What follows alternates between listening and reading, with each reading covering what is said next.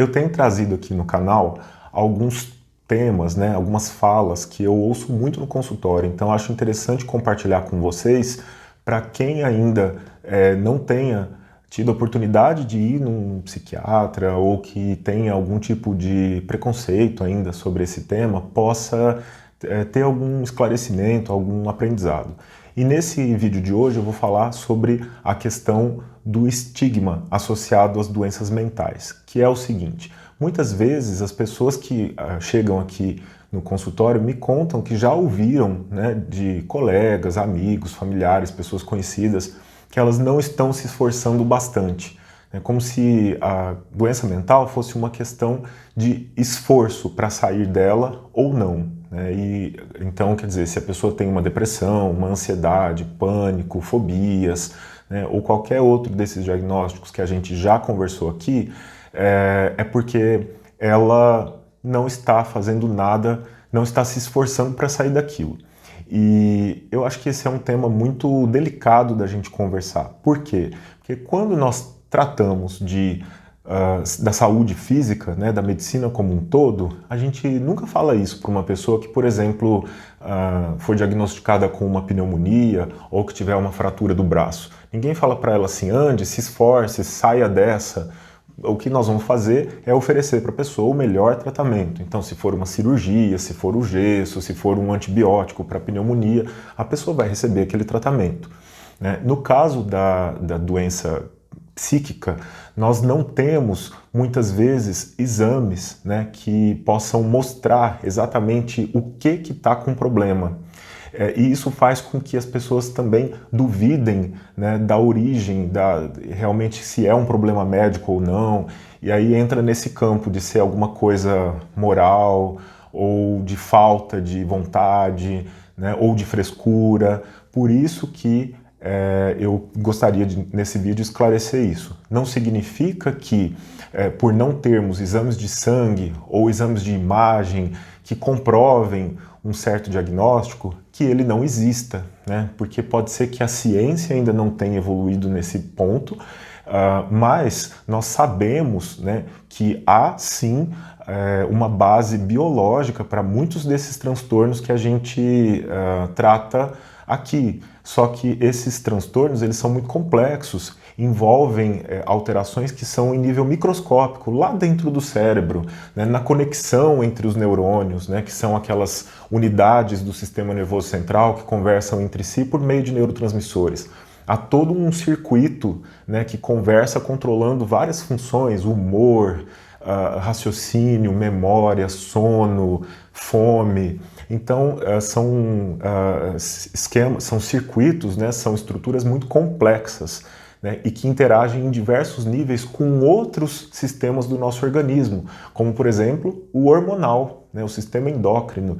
Então, nós temos aí o sistema imune também envolvido, uma série de fatores que interagem, né, e no caso da doença psiquiátrica, além deles, fatores de ordem psicológica e ambiental também se unem para levar a um certo quadro. Então são realmente questões às vezes muito complexas para serem localizadas em apenas um exame que talvez a nossa tecnologia ainda não consiga oferecer. Mas há uma base conhecida para todos esses diagnósticos, né? Então, acho que isso é uma informação importante, porque, por exemplo, eu tive um paciente que uma vez me falou: bom, eu estava procurando, né, não acreditar no diagnóstico do transtorno bipolar, que era o diagnóstico dele, e assim fiz vários exames de sangue, de imagem, na expectativa de encontrar uma doença de verdade. Uma doença de verdade para ele talvez seria uma doença física, né? Como se o físico e o mental fossem separados, né? O mental não fizesse parte do nosso corpo e o físico fosse uma outra coisa completamente diferente, né? Como eu estava dizendo, mesmo o transtorno bipolar tem sim a sua origem neurobiológica, né? Tem aí alguma coisa que a gente sabe, mas que talvez ainda não esteja no nível, né, do exame, de um exame subsidiário poder identificar. Por outro lado, é um transtorno com seu diagnóstico, com seus sintomas, com seus critérios, com seu tratamento. É uma doença médica, né, que tem que ser reconhecida como tal. Então, na hora que a pessoa consegue entender isso, ela pode assim, participar do tratamento e se responsabilizar, inclusive, que é diferente dessa questão de estar ou não se esforçando, mas sim da pessoa poder, dentro daquilo que está ao alcance dela, assumir o seu próprio tratamento. Não, eu estou aqui, eu tenho essa condição, o que eu preciso fazer? Né? E ela se envolver, né, em tomar o medicamento corretamente, em fazer o acompanhamento com consultas regulares, em levar para o seu médico tudo o que acontece, né, e não omitir, às vezes, algumas situações que são algo frequentes, como, por exemplo, uso de drogas, uso de álcool, né. Então, ter uma relação sincera aí entre o médico e o paciente é algo muito importante e, como eu sempre falo aqui, se possível, né, se o paciente tiver condição, se ele tiver acesso à psicoterapia. O tratamento psicológico vai ajudar a pessoa